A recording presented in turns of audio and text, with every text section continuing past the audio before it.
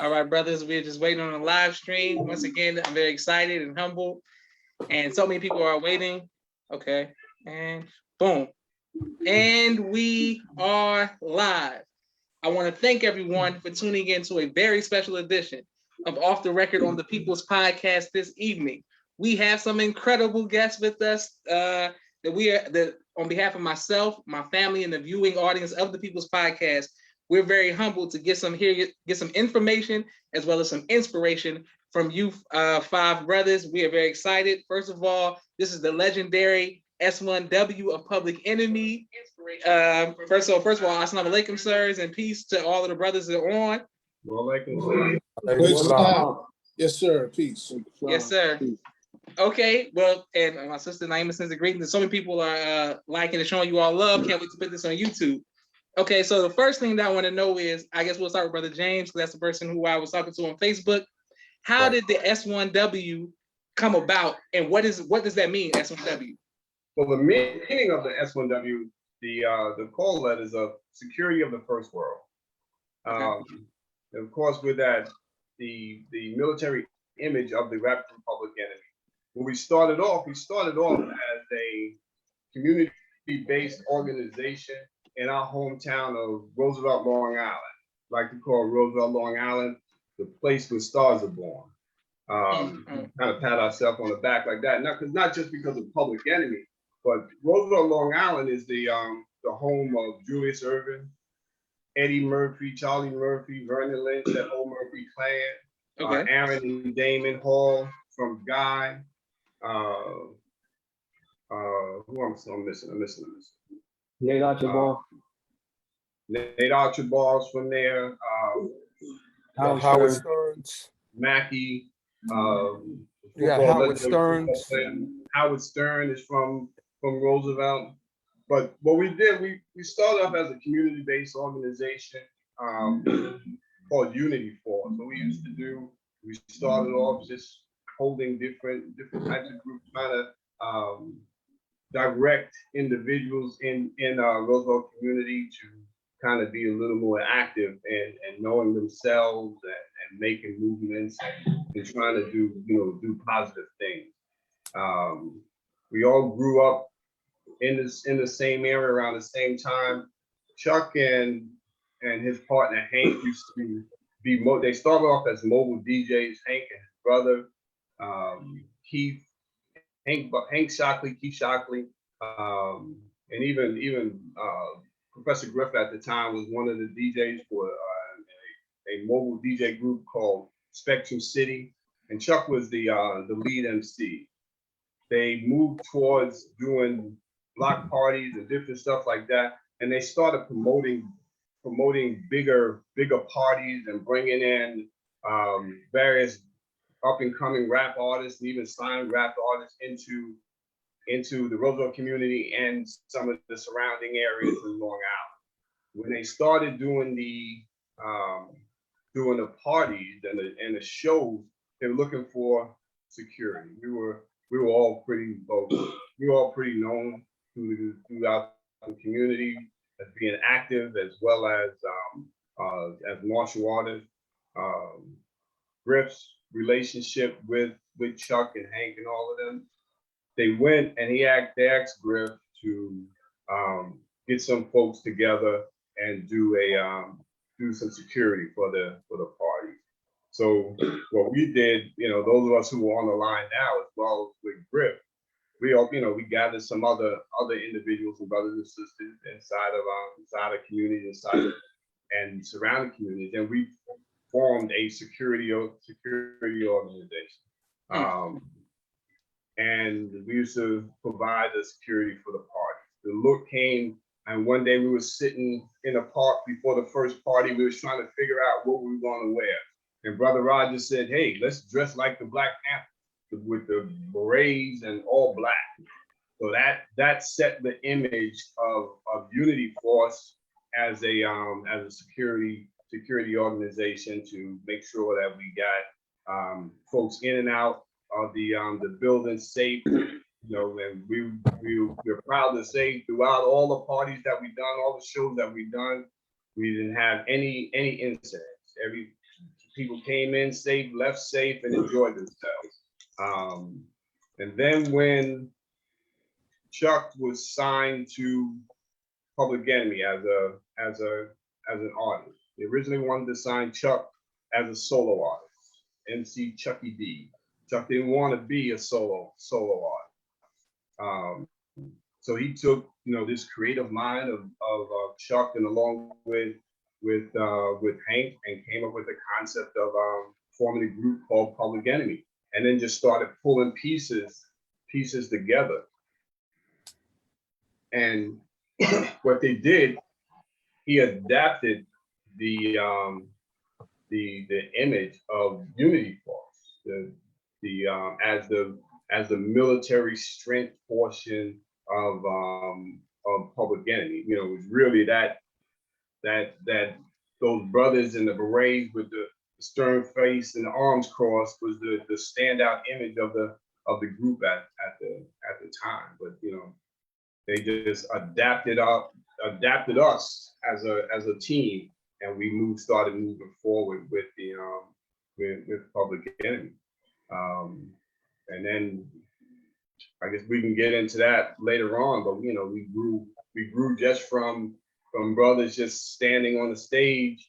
We moved into road management, into management of the group, every aspect of the business, or moving the group from point A to point Z. Myself and the brothers that you see on this line now were those who moved the group. People knew the S1Ws as guys who were doing drilling on the stage, or just some form of security for the group. But we were actually the movers and shakers of anything. When it came to doing shows and interviews, meeting greets, and everything that pertained to that. It was a thing where if Chuck said, "Okay, this is what I want to do," this is the group that made sure it happened.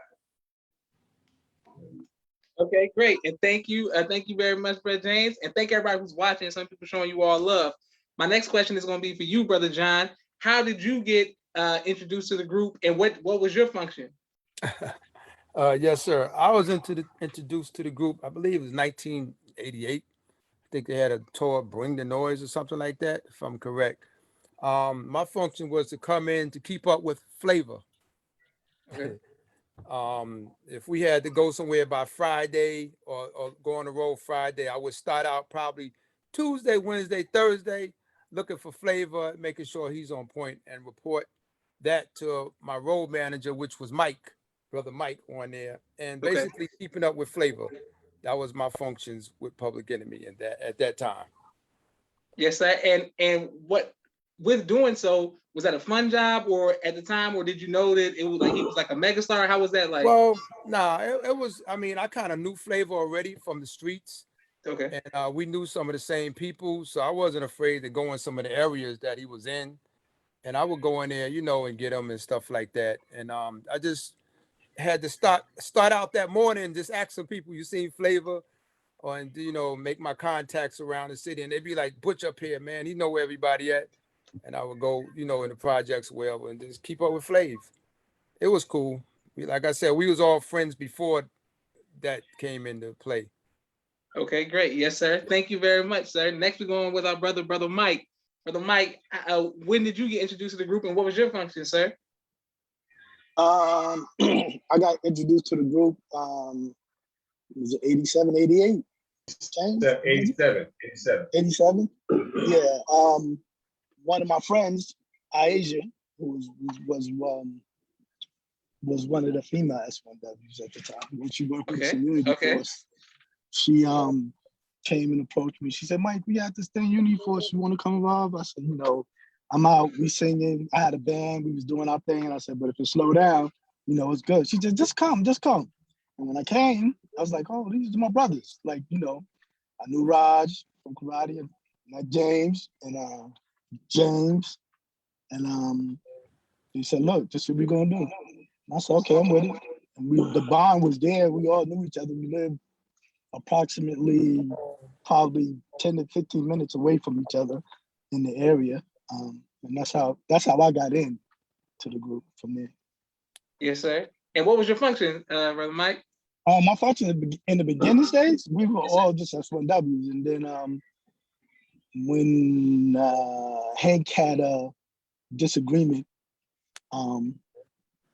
the road manager position got put in my hand, and I said that I came back to the camp and met, and I told her, I said, look, man, we can all do this together. Let's take it and let's run with it from here and do what we need to do.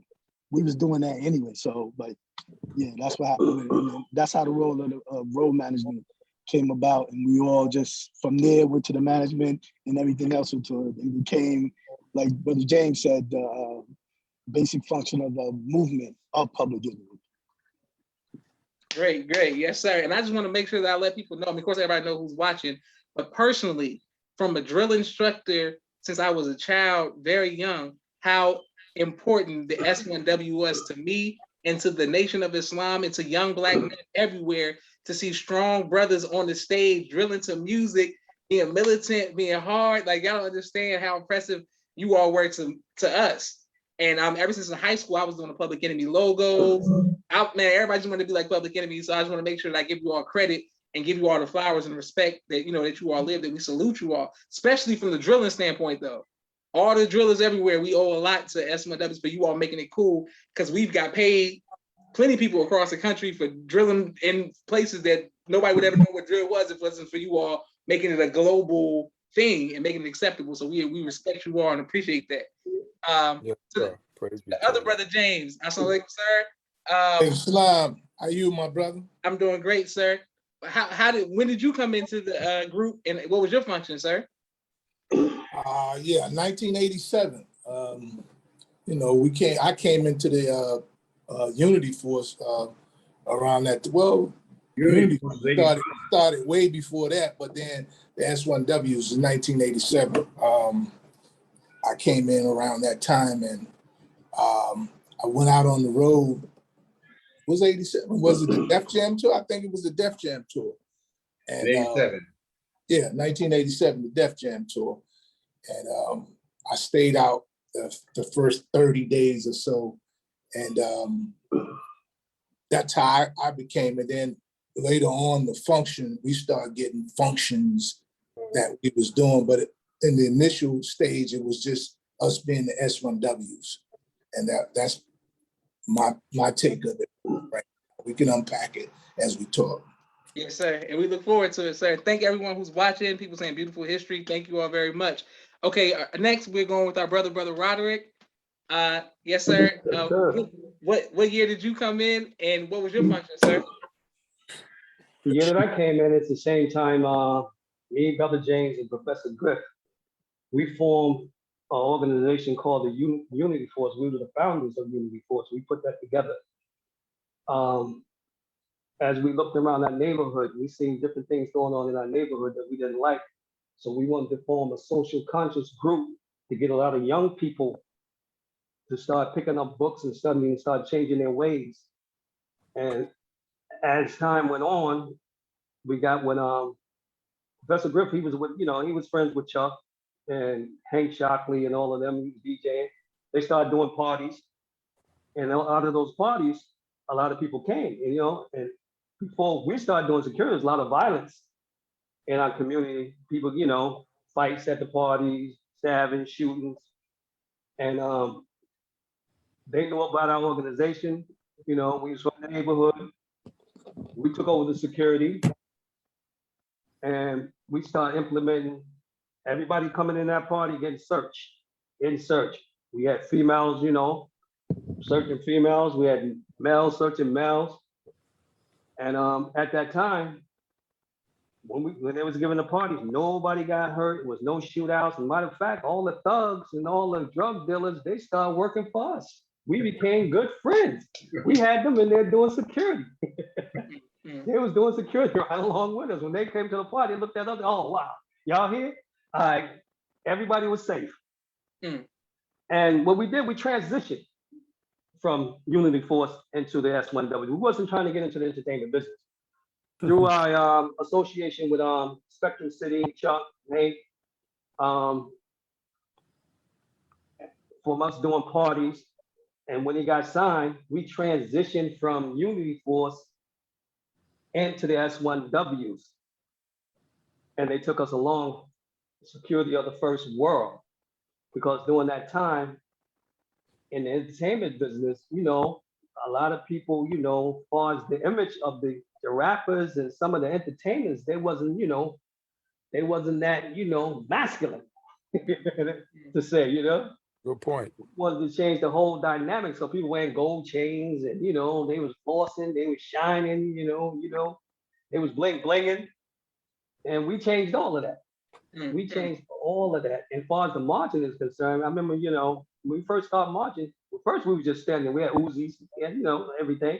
Dougie Fresh came to us and said, look, man, y'all need to start moving. Y'all need to start marching.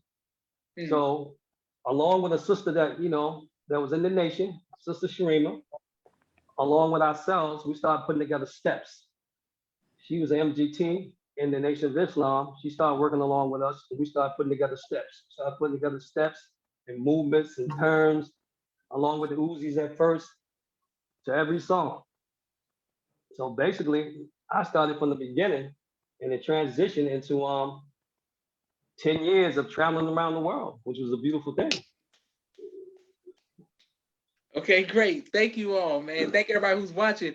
And shout out to Sister Sharima, who I had the honor of interviewing before as well, who lives in Atlanta, and she's just, you know, putting in a lot of work and great spirit, great energy, man. Great energy from Sister Sharima. Okay, so we come back to you, Brother James. When you all were doing this in the beginning stages, did you ever have any idea that you all would be going platinum, traveling? Did you all know that it was going to be what Public Enemy became?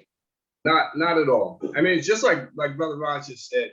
When we first came in, we didn't, as far as us, the Unity Force and then into S1W, we didn't really get into it for the internet entertainment aspect of it. We were not in it to, you know, to say, okay, we're gonna be, you know, let's be stars.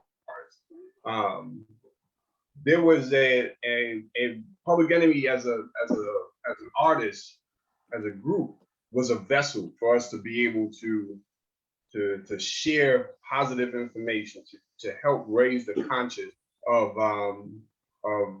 everybody that we touch, and you know, and that's because of our background. You know, coming out of the nation, coming out of other political and social organizations. You know, our upbringing. You know, and that's what we were trying to get across. And when we first started, I remember, you know, like, you know, Raj said, you know, we've been there for like day one. You know, we riding out in Chuck's Ford Fairmont or Terminator out of Bonneville. We all packed up into these, you know, inside these cars, taking trains and vans to small little clubs. And, you know, it was times, it was like when before people were even asking for our autographs, we were signing pictures and cards and just handing it to people. Radio wasn't big on playing Public Enemy early music. We didn't have any videos. So where other groups were kind of blowing up, we were just kind of playing it low on the bottom end, building up a grassroots of people. And it just seemed like at one point it just mushroomed and it just blew up. And we just went from, you know, those guys that were, you know, playing those small little clubs, and then just had an opportunity to travel around. And once we got that opportunity to jump on that Def Jam tour in 1987 with LL, Houdini, Doug Fresh, Eric B. Rakim, Stetson Sonic.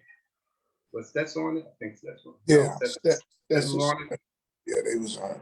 But you know, once we got that opportunity to be a part of that and start traveling around the country, we took the same idea that we had on the East Coast, where whenever we went into a city, our thinking was, all right, where's the people at? You know, so we were out inside and we were in the neighborhoods.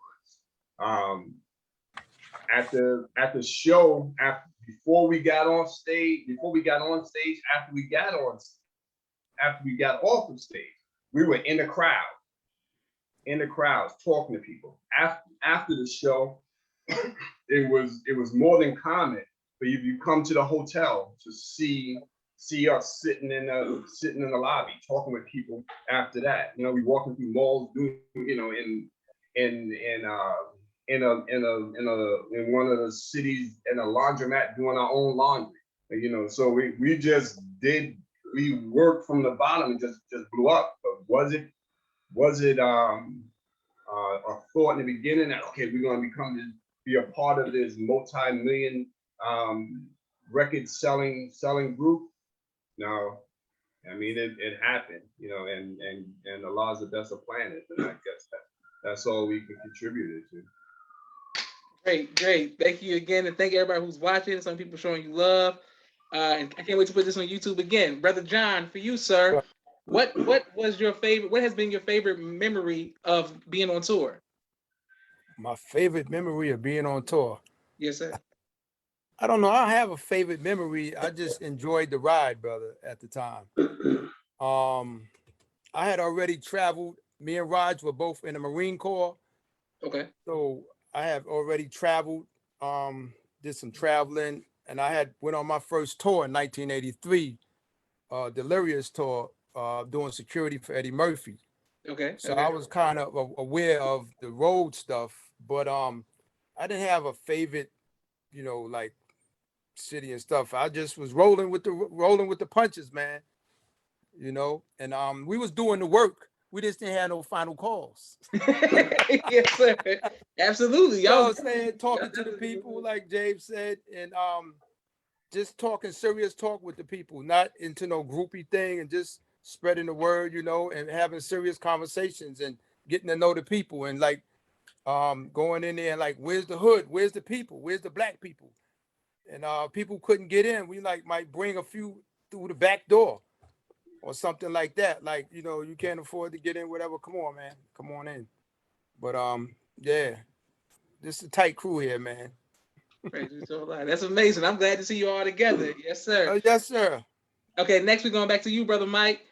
Brother Mike, what has been your favorite tour memory of being on tour after all these years? Favorite memory? I'm like Brother John, man. Just the love for these brothers that are here. Yes, sir. The times that we've spent together out on the road, doing the things that we've done. People look at us, and you know, when they see us on stage, they like, these guys so serious. They don't laugh, they don't joke or anything. But when we get together by ourselves, we, you know, we joke around, we have fun, we do what we need to do, and the seriousness of everything. Just the love that we have for our people, and the way that we was. And like Brother James said, when you would see us at a show, we would be out in the crowd before and after. But not only be out in the crowd, we'd be up in the top, in the rafters, where the people could like hardly see the stage, talking to the people up there.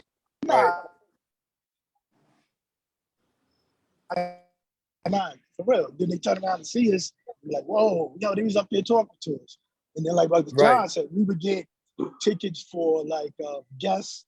And we don't know, at that point in time, we didn't know the people, a lot of people at the time. So we get the tickets and we go outside, give them out to the people who couldn't get in. You know, it's different memories, you know. Things I always tell a story about, we were on a plane, I forgot where we were going, but this young lady was on the plane with her son, and she had stopped and was talking to Flavor. And then she's like, oh, my son, you know, and I stopped and said, why don't y'all just bring him to the show. Bring him to the show. Right. Brought him to the show. He had a real great time. 20 years later, I bumped into this guy in the airport traveling overseas. He said, where's Brother Mike? Where's Brother Mike? I said, I am. He said, man, thank you so much, man. I appreciate it, man. You don't know I was going through some stuff. mom and pop did a divorce, and I was just going through, and just coming to the show just touched my life. So memories like that really touched me, like, you know, to hold on to as the years go by. Great. Okay. Yes, sir. It's always good to hear. And then, okay, next week, and I see so many people commenting, showing love. Next, we're going with you, Brother James, the other Brother James, sir.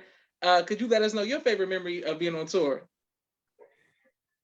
I got quite a few, but I think the one that sticks out the most is when we went to Africa in '92, Panafest. We was invited over there for Panafest. Brother Akbar brought us there, and we going into Egypt and going out to the pyramids and stuff like that. But the one that really sticks out the most is when we went to Savior's Day, 1994, in Ghana.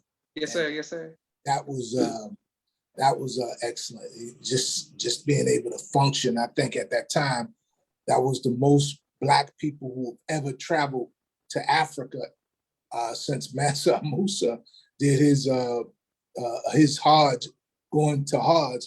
So it was about maybe 4,500 Black people, or 5,000 total, going into Africa on 2 chartered planes. The 2 chartered planes that the nation chartered, and everybody was flying over, just taking the trip over. So it was that was amazing. And then the things that we saw, some of the things that we changed up on, like when we first went to the slave dungeons, they was calling them slave castles, and you know, we kind of switched that up and called it dungeons, because you know, a castle is where somebody lived. You know, it's where we live at. We call our homes castles.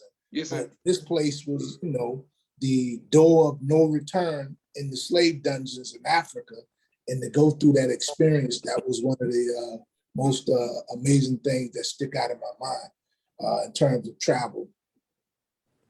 Great. Thank you very much. And thank you all again. And this is incredible history. Brother Roderick, for you, sir, being one of the original founders, what has been your favorite moment of being on tour? My most favorite moment of being on tour, let's see.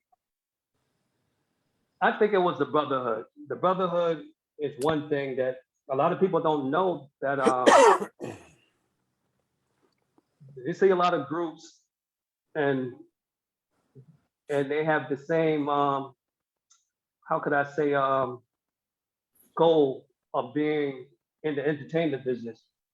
A lot of people don't know that we knew each other way before entertainment. Like, I've been knowing Brother John since we were like 10 years old, right, John? Yes, sir. Me and Professor Griff go back to 10 and 11. Me and Brother James Norman go back to like 12 and 13. I knew him since he was 12, 13 years old. That's how far we go back. A lot of people don't realize that. Brother Mike, I've been knowing Brother Mike since he was what, Mike? About what, 11? 12? Yes, That's sir. how far we go back. Wow. You know what I'm saying? We go back a long way. We go back a long way. And I think one of my favorite moments while we was on tour, I'm not impressed by a lot of things. I'm not impressed by entertainers. I'm not impressed by a lot of things. I think for me, was meeting the Minister Farrakhan, for the first time. For me, you know, being around the brothers, going to the mosque, you know, studying, you know, Message to the Black Man, How to Eat to Live, you know, meeting a lot of the brothers, listening to a lot of the tapes, you know. There was a brother up in Harlem that was in the mall on 125th Street. Me and him used to trade tapes. I got tapes, and Brother Kevin, we used to go over his house and trade and get a lot of tapes. And I finally got a chance to meet this man and sit and talk to this man. And I was really impressed, because I'm not impressed by a lot of people. You know, and the love that he showed us and the fairness that he showed us, I was really impressed, because you don't meet a lot of genuine people, especially in the entertainment business. Right. You know, that was one of my and another moment was, like Brother James said, when we went to Africa, we went to the slave dungeon. They call them slave dungeons. We see the door of no return. When they said no return, when he went out that door, they call it the door of no return, because once you got on that ship, you never return back to Africa. And they showed us this little hole that was at the top of the dungeons. It was a little hole, and they used to feed scrappings down to the slaves, and only the strongest survived. And you see on the wall where people were scratching and scratching and I guess trying to get out and fighting and different stuff like that. And it's the feeling that came over you while you was down there. You felt the spirit of your ancestors. A lot of people had to leave and they cried. Brother Akbar was giving us the history during that time. I had to come out of there, get some air, go back in. It was a beautiful thing to go home. And the thing about it was, what was so crazy that a lot of people over there, they had no history of what happened to their people once they hit America. That's the cutoff between Africa and Afro-Americans during that time. They didn't know once we left that area, we became slaves. Right. If you talk to a lot of the people. So that was one of my greatest moments, going back home, going to Africa. I think everybody should go to Africa. It's a beautiful thing. Reconnect with your people, Great. Well, thank you very much, sir. And both of my parents went, and my grandmother went as well. And when they kept telling us about the slave dungeons and things like that, I was like, oh my goodness, I couldn't imagine being there. I'm glad you all were strong to deal with that type of stuff. Okay, so one of the things I know as we come back to you, Brother James, is that I went to an predominantly white high school where I played sports at, and just in Naperville, outside of Chicago. The white people at my school seem to have such a love for Public Enemy, right? Which is very shocking to me and weird. Like, yo, they were wearing Public Enemy clothes, Public Enemy shirts. Did that ever trip you out that the white audience or the main or different races had so much love for Public Enemy, even though you all were speaking and representing so strong about Black consciousness? Not really. Because the thing that attracted them at first was just the music. I mean, when Public Enemy's their tracks are 130 some odd beats per minute. So I mean, it's fast movement. So a lot of times you get attracted by the sound. And Public Enemy, the producers have put together the type of tracks that cross over into the various nationalities because of the different types of sounds. And then as they got it, then they just started listening. They got the music, then they started listening to the words and started reciting the words. And then once you get a hold of truth, it's like when truth is present, falsehood vanishes.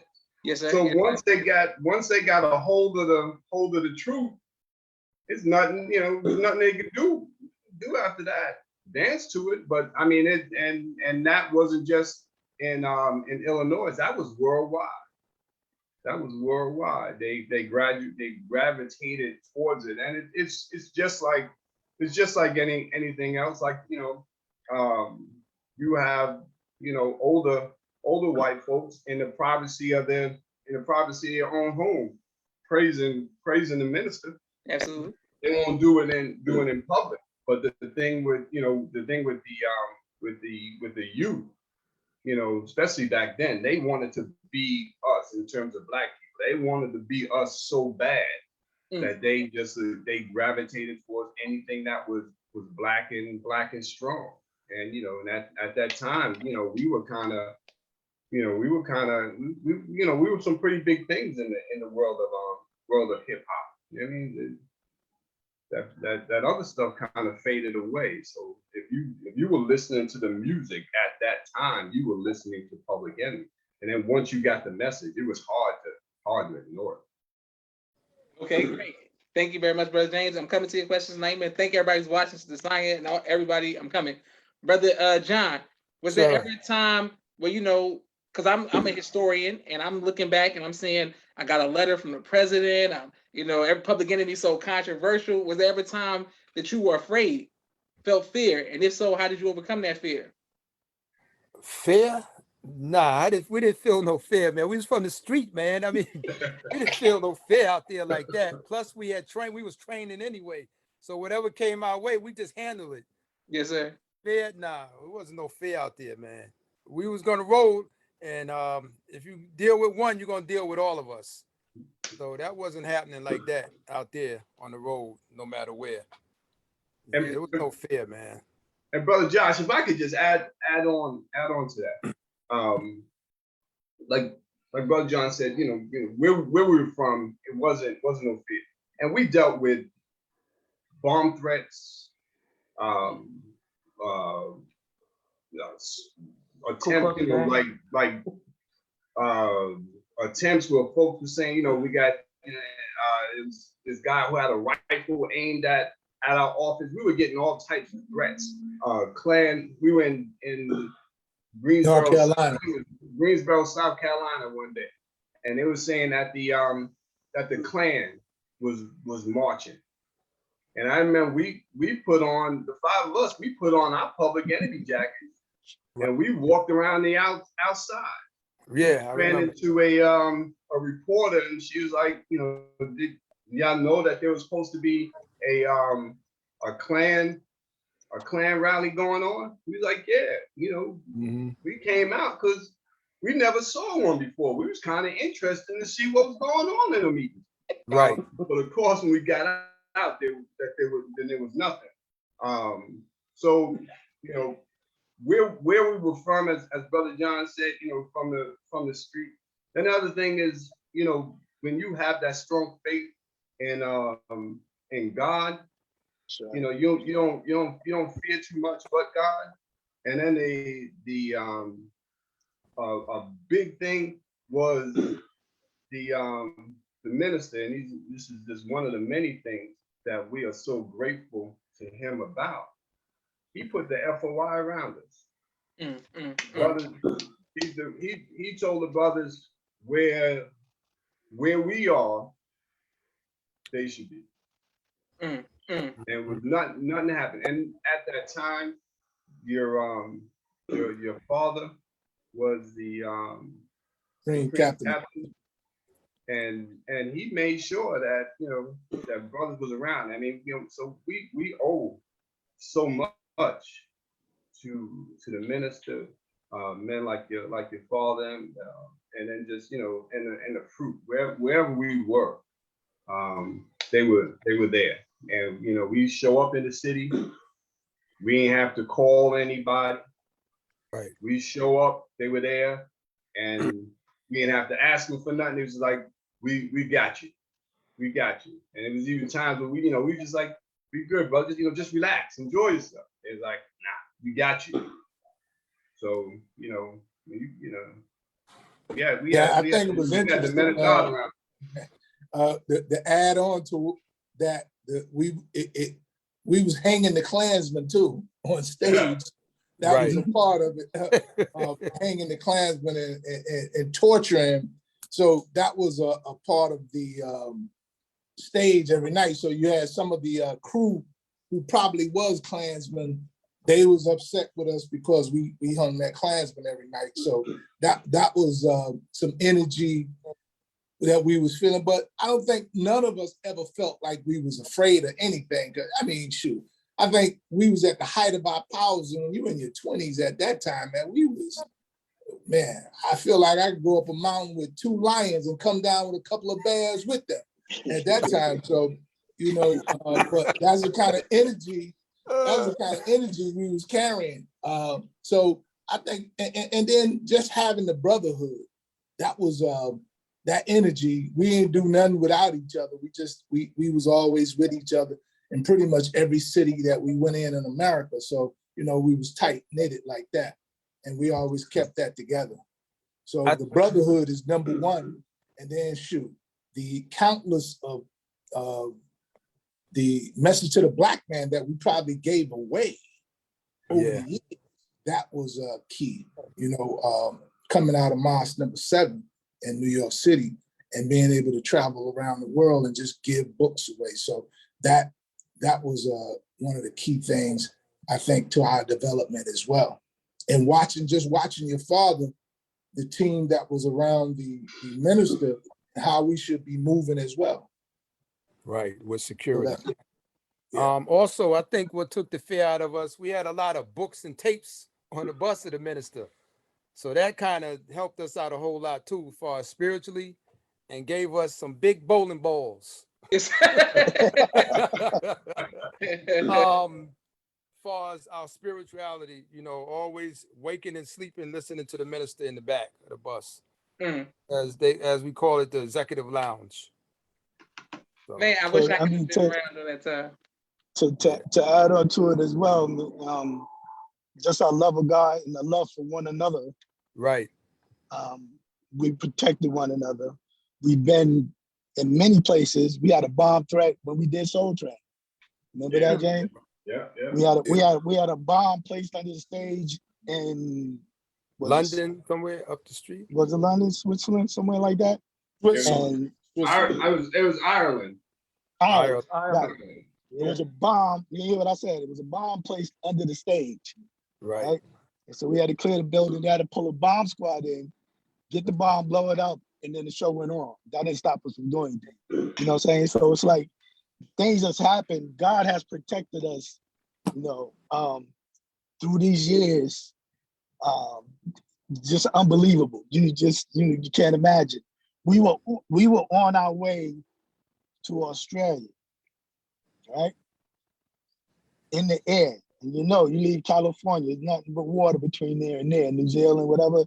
So the pilot gets on and says, I have some good news and some bad news. He said, good news. The good news is that the window is still intact. The bad news is that the windshield cracked and we have to have emergency landing. Right.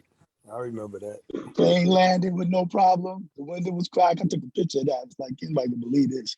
You know, and everything's good. It's just the covering of God because of the teachings from the minister and, you know, from me growing up in church what's going on and just the love and the bond between all of us.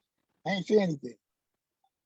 No fear. Wonderful. Yes, sir. And Brother Roderick, we coming to you as well. I just want to read some of the comments real quick. The Science says she loves seeing the Klansmen hung on stage. My sister Naima says she has to YouTube the Klansmen being hung on stage because I didn't know that either. But Brother Roderick, okay, so now there's a thing. I'm sure. I mean, this thing has been around since the beginning of music and a time with as far as cancel culture. We'll start with you, Brother Roderick. Were you ever afraid that with Klansmen and having Minister Farrakhan being played or whatever the controversy was, that you all would be canceled? Were you nervous about that? No, sir, I was never nervous about that. That was part of our journey, you know, raising the consciousness of our people. So when we transitioned from Unity Force into Public Enemy, it gave us the opportunity to go around the world and raise up the consciousness of a lot of the young people. Like the brother spoke, that young energy. You gotta learn how to, you know, we all had that young energy, so we had no fear. The thing with the brothers today is you got to learn, we have to be taught how to redirect that energy into a positive, you know, and not feed on each other. And that's one of the things we started doing, you know, teaching us how to, you know, teaching how to love your brother, love your sister, call them brother, call them sister. Yes, sir. Yes, sir.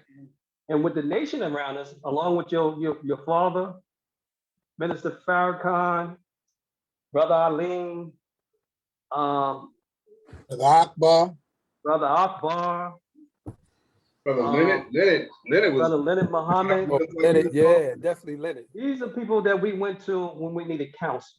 We was young, you know. I'm in my 20s. Some of them was in their teens. You know, we young. You know, a lot of things we didn't know. A lot of decisions that we wanted to make, and we sought counsel. And these people was there to counsel us and keep us on the on the right path. So no, we didn't have any fear because the nation provided us with security wherever we went. And not only that, we was just a tight-knit group. We grew up together. We had each other back. Right. He's from Unity Force, and we was just gonna go out there. We had a mission. We had to complete our mission, raising the consciousness of our people. So you can't be, fearful when you're doing that type of work. If you're fearful, then you're in the wrong business. You need to get another job. Are there consequences? Yes, there are going to be consequences. But what's more important? Like the minister said, what's more important? The man and the mission. The mission is more important. And that's what was more important to us. It was the mission. Great. Thank you very much. Oh, 1 second, brother. I'm coming right back to you all. And you get so much love on Facebook. I can't wait to put this on YouTube. And once again, thank you. I got a quick 60-second commercial break for all of the sponsors of the People's Podcast who continue to keep us going. This has a lot of history. This is a very historical thing for the People's Podcast and myself and my family, but specifically for me and the drill team. People from all the drill teams when I was in Chicago, from when I was in DC, but right here in Atlanta, this means so much to that I can meet you all and hear you all's personal testimony. It means a lot. If you would like to be a sponsor or donor of the People's Podcast, please cash app People's Podcast. My brother Rashad, Street Premier Media Production. He has a 4K camera and a drone. He does television and film editing. Also, my sister Miriam, ABC I Love Me children's book and coloring book, both of which are available on Amazon. Please go out and get those. My sister Naima, Stay on Point Dance Academy, LLC. She teaches ballet virtually to young girls all across the country. And right here in the studio in Atlanta, Georgia, we love our tiny dancers. Sister Rashida Rafat, Rod Communications, 5-year anniversary special promo. If you're working on a book, she does content editing, project management, media relations. Thank you very much, Sister Rashida Rafat. Our brother, student minister out of Austin, Texas, Robert L. Muhammad, conflict mediation, squashing the beef in the communities. He's doing a great job traveling around dealing with squashing the beef. His wife, Sister Fudia Muhammad, children of the Most High, giving birth to a God, and the science of child rearing. Thank you very much. We're coming right back to the amazing S1W of Public Enemy. Brother Kenneth, bow tie maker extraordinaire. He'll ship bow ties to you anywhere in the country. Sister Sherry, Asiatic Minds, asiaticminds.com. You send your children to school virtually, making young kings, queens, teaching them knowledge of self and the knowledge of this world. Thank you very much, Sister Sherry. Dr. Henry M. Carter, King Henry's Turkey Legs, right here in Atlanta, Georgia. Brother Rashad Muhammad, COVID-19 disinfecting cleaning services out of Chicago. My father's book, A Soldier in the Movement of Christ, and his new book, Down Is Not Out, both available on abdulsharif.com. And last but not least, my two books, Cleopatra and No Father, No Excuse, both of which are available on Amazon. Thank you all very much. I have so many questions and so many comments, people showing you all love. But I just want to come back to you all to real life. Boom, got it right here. Okay, Brother James, I want to start with you, sir. Were there any entertainers that we will be shocked that embraced you all that we may have not known about, like other entertainers in what your message was, since you all were coming in so new? Everybody who came around the group at that time. Ice-T, Ice Cube, Big Daddy Kane, Doug Fresh, Doug Fresh, Houdini. It's everybody who was with us. Because if you came around us, or if you talked to us, you heard the message as taught by the Honorable Minister Louis Farrakhan. Right. So we played between playing. If you came on our bus, it was That's playing all you on was the gonna bus. hear. That's all you was gonna hear. It was on the bus. There was a book. There was a book laying around. There was a Final Call newspaper laying around. It was part of our everyday conversation. And then again, when we went into any particular city, the brothers came around. So and when the brothers came around, if you were around us, you had full access to whatever. When brothers came around, we let everybody know they're good. You ain't need a pass. All you needed was a bow tie, and you was good. Wherever you wanted to go, you was moving, you were able to move around. So, as the other artists started coming around and interacting and talking with us, they started seeing it, and then some of them we developed a relationship with various brothers who were there, just sharing the conversation behind stage, on stage, after the show. So, everybody. When we Russell Simmons, when we first started, Russell wasn't an outward fan of the minister, but then as he started hearing and talking, we introduced it to that world, and it wasn't where we were trying to get were begging people to accept it. We just went out and said, this is what it is. And then, like I said before, when truth is present, you just gotta bear with it. And when you hear the minister's voice, and what you gonna say? So it makes you pay attention. Other than yes, sir. That's right. Listen, pay attention, and say yes, sir.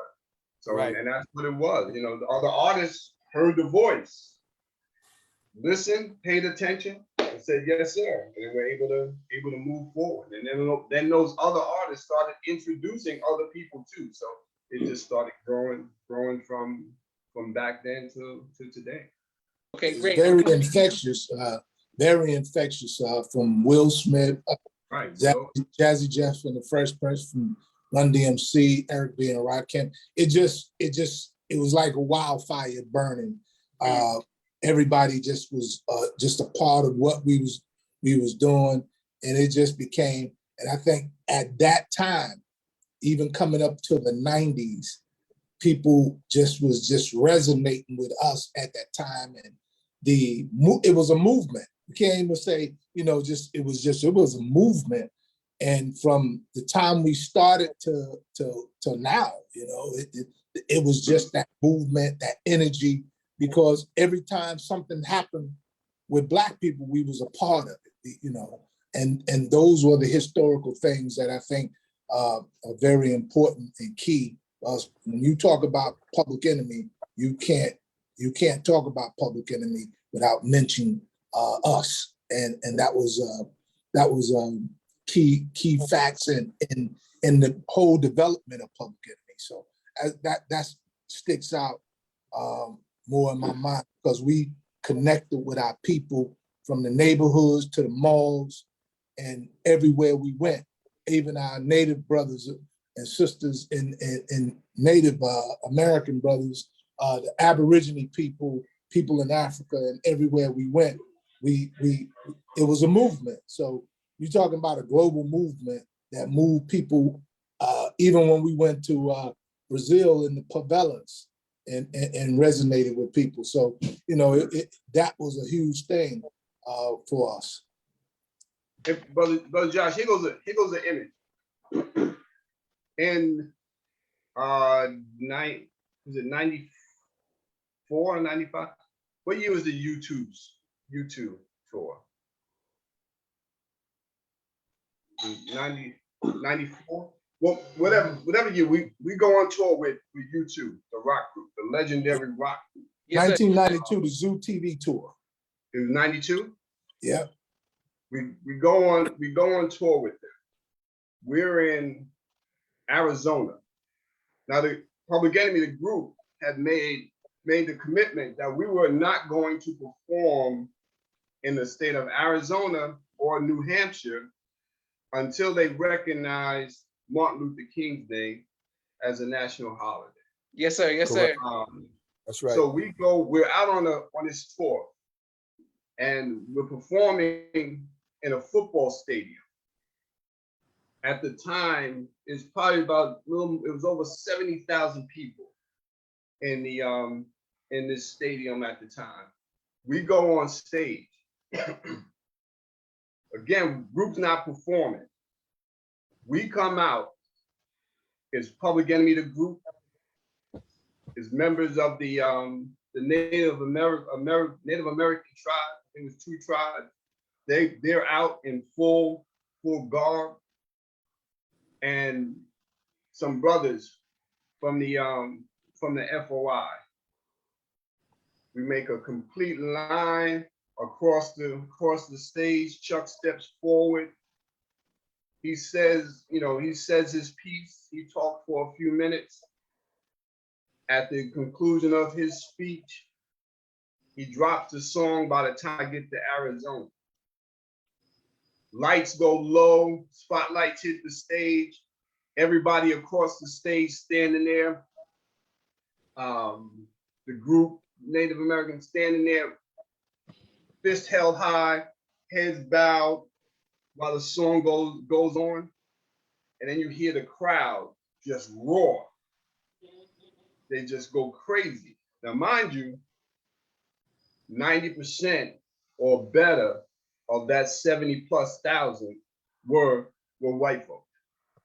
But they just went crazy just off of that sound, and then just that image. Yes, sir. Yes, Then sir. shortly after that, I mean, I don't know if people want to give the group the credit. I mean, it is what it is. But shortly after that, Arizona recognized Martin Luther King's birthday as a national holiday, along with the rest of the country. But it was, it was that type of energy, that type of power, that type of movement that the group had that just kind of changed, just changed it and got different people to accept what the message was and what we were trying to get across. That's what I'm talking about. Yes, sir. Okay, I'm coming to you, Brother Mike. Okay, first of all, I want to read this. So many people showing you love in the comments. I just want to read this comment from Brother Daryl Muhammad. He said he grew up listening to Public Enemy. These brothers are the reason why he became registered in 1990. I think that's a powerful testimony. Praise be to Allah. Okay, beautiful. Brother Mike, for you, sir, being on tour, how did you balance that in your personal life? How was that in your family life? How was that? Well, in all actuality, it kind of felt like two different lifestyles. So it's like when you're on the road, you're dealing with that. When you come home, you got to turn back into, you got to take all of that, not saying drop the security mind and everything like that, but you got to turn it to daddy, you know what I'm saying? Play, do the stuff that you need to do, you know what I'm saying? And you coming back from off of the road, from being out there, doing stuff, seeing people, doing what you have to do. So it's like, you have to balance it out by knowing how to turn it off and kind of get into family life and everything that's going on in that kind of situation. That's how I did it. Okay, great. Yes, sir. And what about for you, Brother Roderick? How did you balance your personal life, your family life, with being on the road? Well, it was kind of easy because number one, you got to remember, we was young. We was in our 20s. A lot of us, at the time, we wasn't married. We didn't have kids at the time. We was young men. And in the beginning, we traveled like all year round. I don't think we was home for like a week or 2 weeks at a time. We was always on the road. We wasn't in the United States. We was in Europe. We was traveling year round. And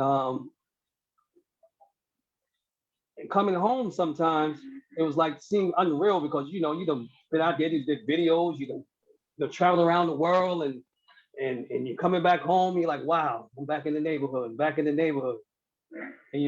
and people want to know how was the road and who did you meet and did you see so and so and so and so and so and so, stuff like that. But as far as balancing it was pretty easy for me. Like I said, I was in the military. Me and Brother John was in the military, so I had traveled before, but I hadn't did it to the extent that we was doing it, like traveling around the world, year round. So it was pretty easy. So, like I said, I was single. I wasn't married. Didn't have kids at the time in the beginning. So it was a great life. And it took me around the world. I met a lot of great people, like your father, the minister. I learned a lot because sometimes in order to educate yourself, you have to leave your block. Yes, sir. Yes, sir. Everybody don't live like you live and think the way you think. And that's what happened to a lot of our youth. They get stuck on their block and they think everybody just live the way they live and think the way they look, think the way they think. You have to see. You have to see different in order to know different. And they gave us opportunities, to see different and to know different and to get educated. And realize how grateful we were to live in the United States, even though you go around the world and you like, wow, I'm complaining about this, but these people have a lot less than I do. Yes, sir. A lot less, and they're happy. They're happy. They're smiling.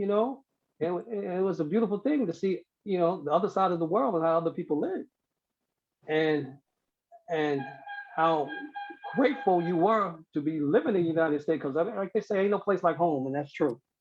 Ain't no place like home. Yes, sir. Yeah. Okay, great. What about you, Brother James? The Brother James. Okay, do y'all have? How do you all differentiate between Brother James? What do you all say? Big Big James, James, little James, Big James, little James. Okay, so yes, sir. How about you, Brother Big James? Yes, sir. How about you, sir? I think the traveling, the experiences, and being able to broaden your mind, because travel is an education in itself, and being able to go in other places and see their customs and culture, experience the food and get to experience the culture in the places that we went.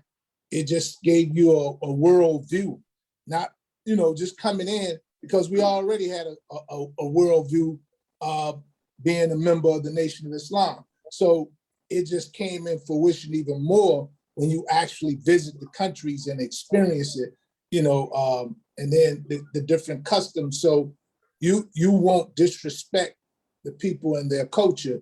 You just kind of give it you have a full understanding of it. So when you go there, you're not saying, because most of the artists back then, they would be like, well, this ain't like home. Well, of course it's not like home, because you're in another world.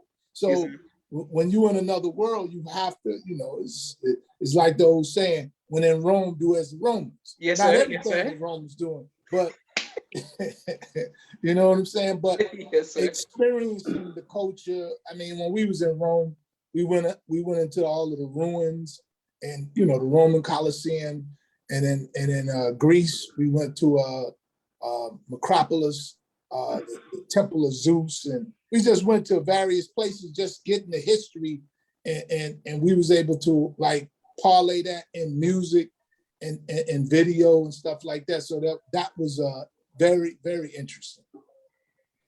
Beautiful. I like to touch on that. Another thing I like to touch on is when we went to those countries, a lot of times they want to show you a lot of tourist stuff like buildings and statues. But when we went to those different countries, and we always wanted to know where the black people were. Where are the black people? Where's the You know what hood? I'm saying? We were like, first, when we touched down, we're like, yo, where the brothers and sisters? Where the brothers and sisters? And people are like, nah, you don't want to go over there. We're like, yes, that we want to go over there. That's where we want to go. Nah, it's dangerous. We're like, yo, we're from New York. Come on now. Take us over there. We always found where our people were. We always interact where our people were. No matter where we went in Europe, we always found our people. That's beautiful, man. And if I was on tour with you, I don't know how I would have handled y'all saying, let's go to the hood of Belize and all these places overseas. You would have went. You would have went. You would have went. We would have just been like, come on, don't worry about it. We got you. Right. Come on, we went everywhere. Yeah. Yes, sir. You would have got back. Would have got back safe. Yes, sir. Brother John, what about you, sir? How did you balance your personal life and family life as far as with the tour? Well, when I went on the road, I looked at it as it was a job. I had to go to work. And then come back home, and that's your reality when you come back home. So a lot of guys, I think when they go on the road, they make that their reality. They get out there and they start buying clothes and buying all this stuff and come back home broke. We went out there. I know I did. We went out there, we made money. We came back home to take care of our responsibilities, our rent and stuff like that. So we didn't get like big heads from being on the road. We came back and we had to land back into our communities and do what we had to do. It was just a different job. That's all. Right. Okay, I think we treated it like a 9 to 5. When you treat it like that, you kind of place it in your mind properly. You calibrate it in your mind properly when you treat it like that. It was a job. It was an exciting job, and we had a chance to see the world in that job. But when we got back home, it was, you being a father, if you had children, or you just going back to things that were normal until we start doing the same thing again. So that's what kept us going. If you treat it like that, you'll work with it better. Balance. Yeah. We back into a pumpkin. We all balance each other out. You know what I'm saying? We couldn't have, nobody can have a big head and start getting into the hype, because these brothers right here will check you. Yes, sir. and Yes, bring sir. everyone. If each one of us check each other on that situation, to kind of help us Yes, be sir. like, okay, something's going on. Oh, it's like that, really, bro. Right. Yeah, Come on, man. you Come got on. upset You know what about I'm something. You got upset about something. Oh, he angry. Oh my God. Oh, he upset. Oh, yeah. So yeah, you will short-live that real quick if you was upset about something. We balanced each other out with that, and you just can't. I remember my mom's coming to a show, and she stood up in the audience and said, "That's my son," in the James L. Knight Center. That was crazy because you got family members will make sure you don't have no big head. They'll make sure you they'll call you by your nicknames and everything. So Yes, sir. yeah, it keep you grounded. It definitely keep you grounded. Okay, But we great. never really played into the celebrity thing anyway. No limos. We would take the vans, and the vans would take us where we gotta go. Or we'll take the van and go somewhere, and get pass out tickets and whatnot. Or we just was always around the people. So that was one of the major energies for us, man. We just been around the people. Power to the people. Yes, And sir. our families were families. Mm. It's like off the road, our families interacted with each other. My sons, I have 4 sons. My sons look at all 4 of them as their uncles. My wife looks at them as their brothers, and that's the way it was. I mean, it's like we were at each other's weddings, at the birth of everybody's children. Off the road, everybody got together, we ate together, laughed together, went out to plays, and did all that other stuff together. So when the group was away, the families still kind of interacted with each other while we were away. So we came back in. That helped a lot with the balance. Families being family. We were one big family. We are one big family. Excellent. Okay, and we just have a few more questions for you. Actually, we have a lot of questions, but okay, Brother James, for you, sir, I want to ask you: how did the logo come about, and you all, who was behind the scenes helping you all with the uniforms, with album cover? Like, how did that come about? Well, two different things with the logo, album cover. Chuck is a graphic artist.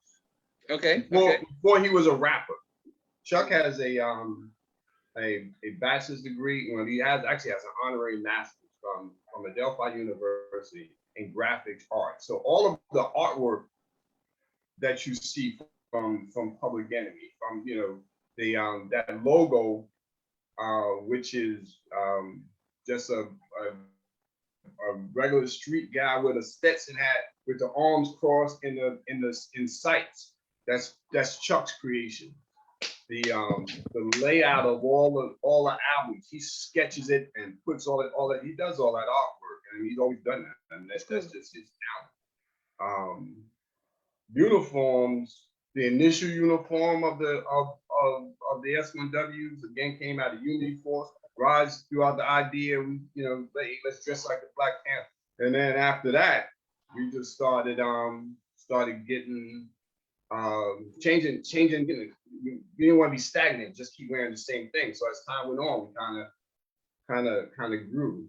Mike is a fashion guy. So Mike made some of this stuff, and we just got together, talked. It was like, let's try this, let's try that. We tried, every time we went out, we tried to do something different. That was a group collaboration or team. Yeah, group collaboration on the uniform, because Mike can sew. So whatever ideas we used to jot down or draw, and we give it to Mike, and Mike is sew that idea because he's a seamstress. He can sew. Mm-hmm. So Mike actually made the uniforms after we designed. Okay, great. And I got to read some of these comments to you all. Thank you again for your patience and being on the People's Podcast. This means so much to us. My sister Miriam says, thank you for this historic event. Our brother Zonda Zeke from the Universal Soul Circus says, Assalamu alaikum. And wonderful. Everybody just showing you all love, like and share and subscribe to People's Podcast. Great. For you, brother Mike, can you give us your favorite memory dealing with Terminator X? My favorite memory.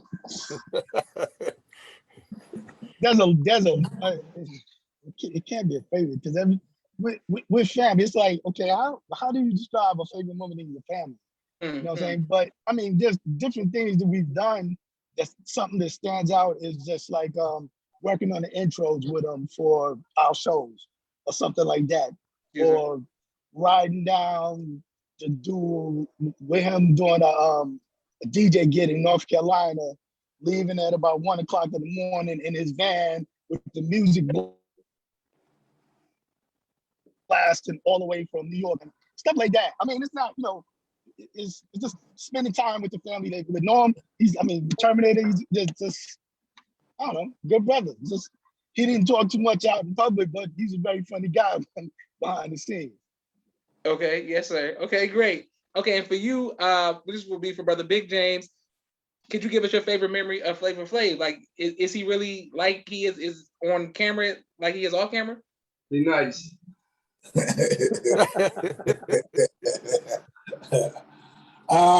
We was in Germany and he ran across the stage and slid all the way into the audience, and the people said safe. And we fell out laughing on stage. We couldn't even go on with the show because of that. But I mean, there's many things with Flavor. I mean, we was in Boston somewhere and he jumped in the crowd and thought he was going to, land on the people and people surf.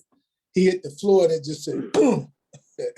So it quite a few moments with Flavor. Yes, sir. Okay, and for you, Brother John, what about you? Some favorite memories with Professor Griff?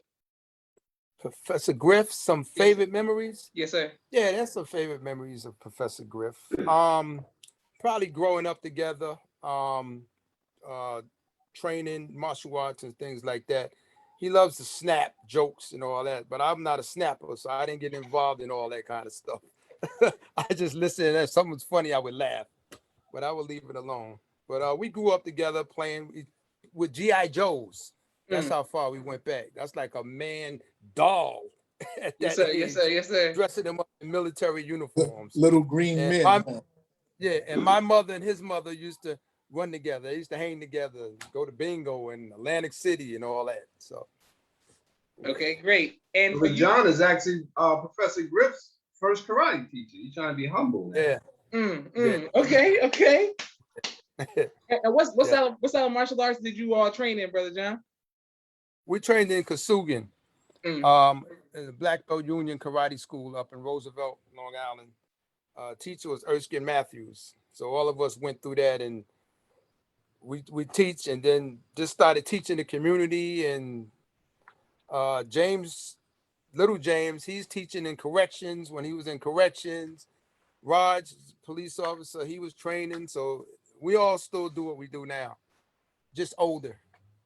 Yes, sir. Yes, sir. Okay. And for you, Brother Roderick, I want to ask you about the greatest, if you could say what you want your legacy to be as far as what you all have accomplished as a brotherhood, what would you say it would be? Our greatest legacy is being with Public Enemy. It's making history. I never thought that we would, in the beginning, because in the beginning, you gotta remember, we came from the left. Well, everybody, the way we dress, we didn't have the gold chains, we didn't have the Gucci suits, designer suits. When we went on stage in the beginning, we had berets on, we had plastic Uzis. We wasn't that, people didn't accept us when we first came. It was crazy because we came out with the siren blasting and we do a show and people didn't know what to clap. Well, they, you know what I'm saying? It was just silence. They didn't know what to expect. Yes, sir. It was crazy. But it's actually, making history with these brothers. We made history and I made history with some good people. I never thought, I wasn't trying to make history, but like I said, we transitioned And our mission, like I said, was more important, the man and the mission. It was our mission, and we accomplished our mission. Is educating people around the world, and bringing people to the nation, and not only educating Black people, but we educated white people at the same time, because they didn't know we was robbing our name, our language, our culture, and our God. Yes, sir. They didn't know that, So they got educated as well. Right. Beautiful. Yes, sir. And brother, as they call you, Little James, sir. It's weird saying that, but yes, sir, brother James. So my parents are very military, both my mom's and my father. So we would come up watching Public Enemy videos. It was like ritual. So you can, like, when you can't trust them, and all these videos being played. My dad, my mom's like, "You're gonna watch this," blah blah blah. When these videos are on, and the effect they had on young people, when you look back on all the videos, things like this, and Wu-Tang is a saga on Hulu right now, NWA, Charlotte Compton, do you all think that you all will ever have a movie or a TV series that can explain the impact that you all had on the community, on the culture of hip hop, but the world? We kind of ask that all the time. People like, you ever gonna do a movie, or you ever gonna do a book, or something like that? It's possible. It's possible. It's just a matter of being, getting in the right situation and doing it right. And we wouldn't want to just tell a story just for the sake of telling a story. It has to be the right situation, and the message just has to go out the right way. And if it's something that'll go out and continue to spark the interest in individuals in wanting to do better, be better, love better, make themselves better, make their families better, make their communities better. If it's something that we can do to impact that in individuals' lives, then it's worth it. But just to do it for the sake of doing it, just to say we did it, I think it's not necessary. We could just roll with what we got now, and then just smile whenever we think about it. Yes, sir. Yes, sir. Well, if you all do get the opportunity to do a video, and a movie or a TV series, and you all need some drillers, some handsome young brothers, you know what I'm saying? Okay, I'm just saying. I don't know if y'all know. You got these people to play y'all parts. Just some people who know some martial arts and things of that nature. We got some people down here in Atlanta that would be honored to do it. I got a chance to work with the legendary Chuck D. Where we took pictures together at Professor Griff's wedding, and we drilled at the wedding. And man, I just admire you all. And I'm glad that I get to, Brother John and the big brother James, especially. I knew them because of my uncle being in Baltimore, so they was always around him. But I never had the chance to talk to you all because we were so younger. You know what I'm saying? And we was just like, yo, there's people S1W. That's all we knew, the S1W. So this is a huge deal. I'm gonna end with you, Brother John. But I'm gonna go to everybody and ask them about the legacy. For you, Brother John, what would you like your legacy to be? Pretty much like Rod said, just that we was a part of a big movement with Public Enemy. We did our share. We gave to the world, to the community, and just staying humble with it, man, and just being thankful and pass the baton to some other brothers that can carry it on and keep the movement going, like yourself. Thank you very much. Yes, great. That'll be an honor. Brother Mike, what would you like your legacy to be, sir?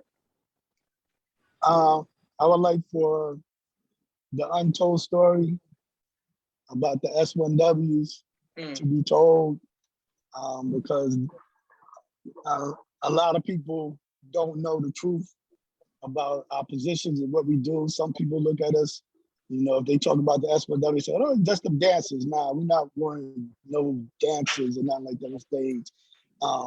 Just for that to be put forth for the people that know, in the industry, the big wigs, the ones that had to deal with us to make the movement, to know that we were the ones that kind of helped to make the group move along. That's what I would like for the legacy to be. Once it's told, everything will be Right. Okay, great. Yes, sir. For you, Big Brother James, what would you like your legacy to be, sir? World peace. No, I'm just World peace. I just think the institution of Public Enemy and what we did, I don't think any of us can imagine, and all of us to live and tell about everything that we experienced, and share that with not only our community but our children, for them to see that in history, that we did, and the things that we had to do to fight to even get an inch in this thing, because a lot of people wasn't checking for us, and we just made it real cool to know yourself. We made it real cool to instead of having a gold chain around your neck, and having a gold brain, and we just wanted to institute that the intelligence and being able to I think that was but now we in cancel culture right now, so if you say something right now, everybody's so sensitive, and Right. you know, we just that's what made Public Enemy Public Enemy. We would say things that people wouldn't expect us to say, but it was shock to them, and we said it. Now today you get taken off YouTube, Twitter, Facebook, if you said something out of line that's not aligned with the community, but they could show naked pictures and, you know, all kind of crap on Facebook and whatnot. But the end of the day, we can look at what we did as young men and kind of push. This is where you all come in, and passing that off to you all, passing that baton to you all to take it to the next level. The goody mobs and what's my brother, what's the little young dude, I can't think of his name, J. Cole, and all of them who are trying to be positive in their music.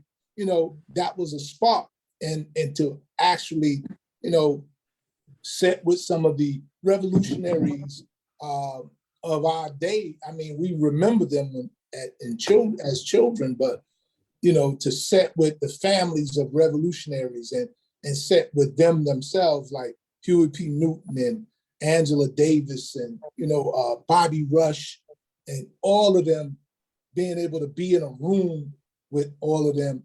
These are the people who fuel the ideas and what we did, and especially the minister, because he's been like a father to us, and wise counsel, you know, that no other group has gotten that like we gotten it, and kind of stay out of trouble. So I'll say that and land it right there. Great, thank you very much. And we're gonna let Brother James, the other Brother James, close out. I just want to read. Lakeisha says, ASA, this is, oh no, okay, no, not Lakeisha. This is Brother John from Asbury Park, New Jersey. He's in the NOY because of Public Enemy. This movie should be called Noise, the Story of Public Enemy. Keep building on the legacy. Praise be to Allah. And shout out to that brother. He's somebody else. I interviewed him and his wife. People's Podcast has been doing some great interviews, and this is huge. So thank you all for this. Brother James, we'll let you close it out, sir. What do you want your legacy to be and the legacy of the S1W? Well, the legacy of the S1W is just like what Brother Mike had mentioned earlier.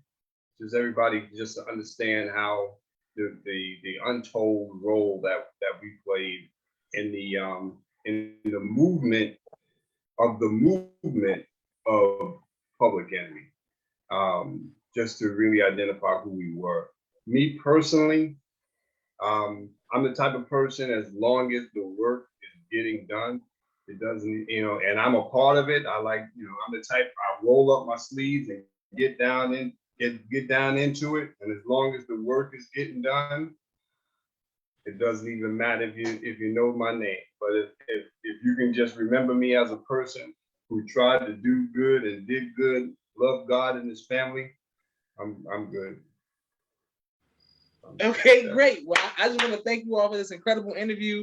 Some people have been texting me and asking me about it. If you all see, I have like 3 slots behind me, or for some of my favorite albums. I have to get, You know, It Takes a Nation of Millions. I got to get some kind of Public Enemy album behind me. So if you all got some albums, you know what I'm saying, recommendation, you got to get an album behind the people's podcast. What is your, okay, that's the last question we'll leave out on. We'll start with Brother Roderick. If you could choose your favorite Public Enemy album, what would it be? Probably Fear of a Black Planet. Fear of a Black Planet? Okay, yes, sir. Yes, Fear of a Black Planet. You know, because it's relevant today, because look at the things that are going around in this world. Voter suppression, you know how they're trying to take the vote, the right to vote of Black people, because so many of us came out to vote. And Fear of a Black Planet, they're fear of losing their power, And one thing we know about them is they don't want to share their power or their wealth. Fear of a Black Planet. Fear of a Black Planet. Okay, great. Yes, sir. And Brother Mike? I'm with Raj on that one. Fear of a Black Planet. For sure. Fear of a Black Planet. Okay, yes, sir. And part of my knowledge is before my time, but which album would Night of the Living Basshead and all of that, which album is that on? Takes a Nation of Millions. Takes a Nation of Millions. Okay, because that's my dad. That was all constantly getting played. Yes, sir. For you, Big Brother James, what album would be your favorite album of Public Enemy? That Fear of a Black Planet, because that particular album had a picture of us on the back of it with the ceremonial uniforms, the white ones, and a globe, and actually, be sitting with the minister, and he said, imagine the enemy looking at this picture and what his thoughts were at that time, the fear of a Black planet. I mean, that he said that sent shockwaves up our open enemy back, so I think that was a key.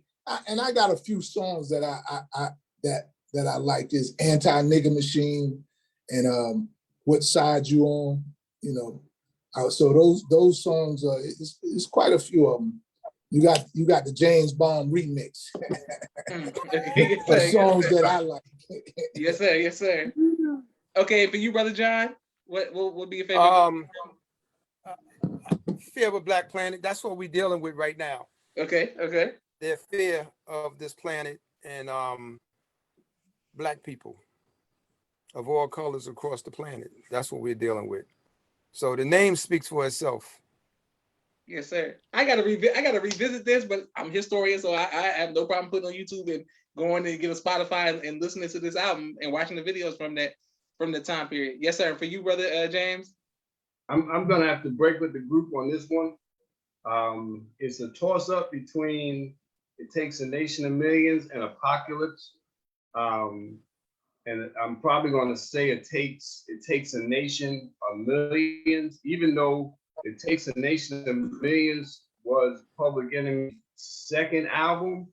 It was really like the coming out album, because off of that album is when it kind of blew up a little more. Rebel was even though Rebel was a single in the interim of albums, Rebel made it on that album. One of my favorite Public Enemy songs, Prophets of Rage. So I'm gonna have to go with It Takes a Nation of Millions the whole time. Okay, great. Yes, sir. And I wanted to ask you all, how could we not mention the #1 song that me and a few of the brothers got to drill at the Black Power Awards, probably 2018 down here with David Barrett and a lot of the other brothers. We drilled with the live band for what is the song? That was the real by Left Flank. You know the lyrics?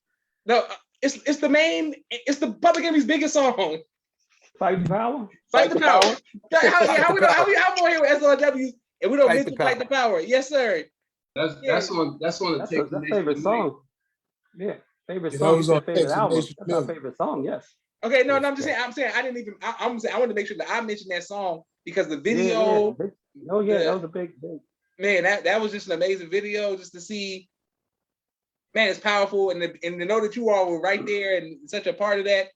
I don't think that so many drill teams, so many people across the country, brothers, Junior FOI, Junior Vanguard, Vanguard FOI, have taken from that and taking from that concept. So we thank you all for that. And my sisters are texting me, my brother texting me. Some people just saying this is legendary. Some people showing you all comments. This means a lot to me. I want to thank Brother Roderick, Brother Mike, Big Brother James, Brother John, and of course, first Brother James that reached out on Facebook. This means so much to me, you all. May God continue to bless you all. I look forward to, I really want to meet you all in person, hopefully, you know, soon. If the pandemic makes some adjustments or however you all going to do that, will you all go back on tour? Probably won't happen. Probably won't happen. Oh no, for another 2 or 3 years or so. Okay. Because the pandemic is real, and you know they're putting a lot of stipulations on everything. So as far as movement, it'll probably be a while. Okay. Well, yes, sir. Well, if it's not on tour, then hopefully it's one-on-one, or if you all ever come to Atlanta, I'll look forward to meeting you, or with, you know, having conversations with you all with dinner or something. To pick your brain further. This means so much to me. Do you all have social media or anywhere people can follow you all? Yeah, I'm on Twitter. You can go on Twitter is James Baum S1W. You could also hit me at Instagram. Same thing, James Baum. S1W_PE, and you can hit me on Facebook, James Baum, and Clubhouse as well. Okay, great. And for you, Brother Roderick, are you on social media? Only thing I'm on is Facebook. I don't really get into social media like that, because social media, you know, it's just really not my thing. Okay, I'm old school. I understand. Yes, sir. And for you, Brother Facebook, Mike? yes, Facebook.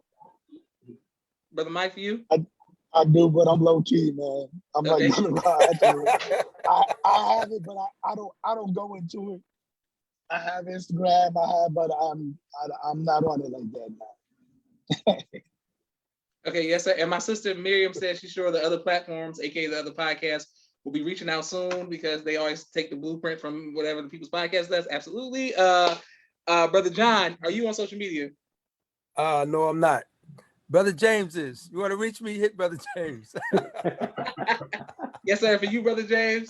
Well, I do Facebook drive-bys, and that's about all I'm on. I do Facebook, and after we finish this, I'm gonna kind of mute my my my messenger. Only reason I was on Messenger as long as I was through my conversation with you.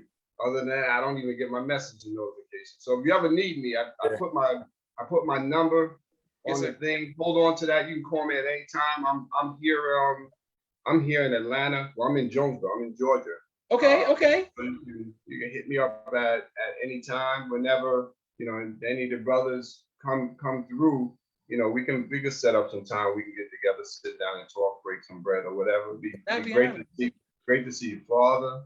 But other than Facebook, I don't.